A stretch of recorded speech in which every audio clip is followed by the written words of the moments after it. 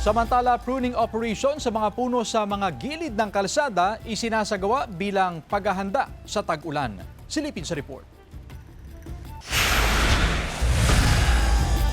Nagsagawa ang kawani ng MDRRMO ng tree pruning operation sa gilid ng kalsada sa barangay Gagasangan, Mangaldan, Pangasinan. Tinanggal ang mga sanga ng puno na nakasasagabal sa kalsada. Nagiging peligroso rin daw ang mga ito sa mga residente at motorista. Bilang preparasyon na rin po sa mga posibleng malalakas na bagyo. Tuloy-tuloy po yung ating ginagawang pruning. May mga barangay din po kasi na nagre-request din po sa atin, sa ating opisina.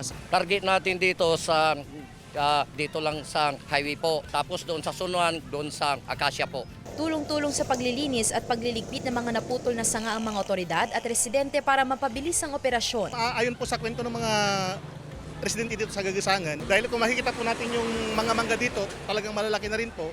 Tuwing bagyo daw ay lumilipat sila, umalis sila sa kanilang bahay para na rin sa kanilang kaligtasan. Pansamantala ring nagdulot ng traffic sa kalsada ang pagbagsak ng mga malalaking sanga kaya nagmando ang mga barangay opisyal. Sabi ng MDRRMO, hindi sila basta nagsasagawa ng pruning operation nang walang koordinasyon sa Senpelco at mga telecommunication company. Hindi kasi may iwasan na may mga tatama ang linya ng kuryente at kable ng internet. Kasama si Henry Duminsil, Sandy Salvacio, One North, Central Luzon.